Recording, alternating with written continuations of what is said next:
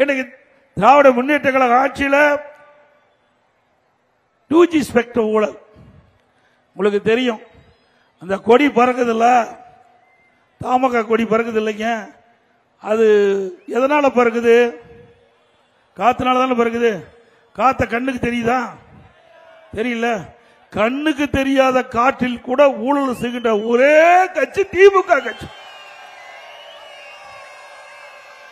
தமிழ்நாட்டுடைய பெயரையே அசிங்கப்படுத்திட்டாங்க.